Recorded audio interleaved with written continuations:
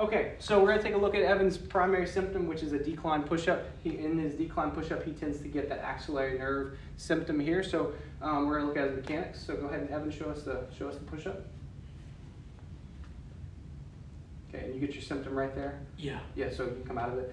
What happened there? It's hard to see in the video, but when he goes down, his shoulder tends to dip forward like that, more so on the right than the left. And my theory for why that's happening is because he does lack some internal rotation on the right side, but more so he lacks posterior cuff strength to control that internal rotation as he's going down.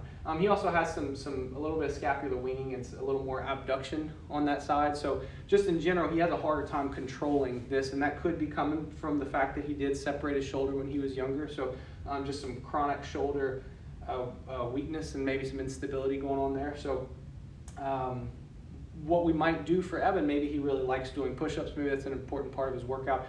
We might choose to unload his shoulder with a strap or something like that so that he's able to work on specifically the controlling of that movement. He has to actively tilt the posterior tilt so that when he goes down, he doesn't tilt anteriorly. And hopefully that changes that corrects some of his symptoms and gives him the opportunity to work on his motor control.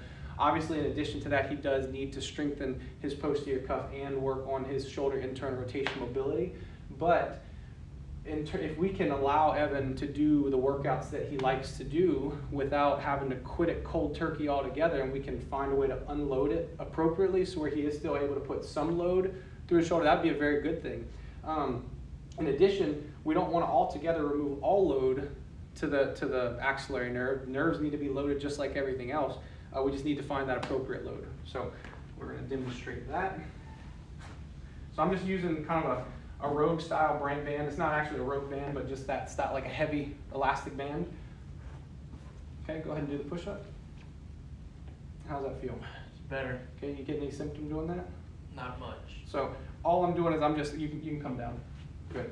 So all I'm doing, I'm just unloading him to where I'm creating that posterior tilt. It's obviously not doing all the work for him. He still has to do some of the work because it's elastic. It doesn't do everything, but it gives him the opportunity to work on the motor control of the movement, but still allows him to put a load through the tissues that are giving problem. So that's one way we can make a correction to this. Honestly, what would need to happen is we need to take Evan ultimately through a push-up progression from normal push-ups into decline push-ups.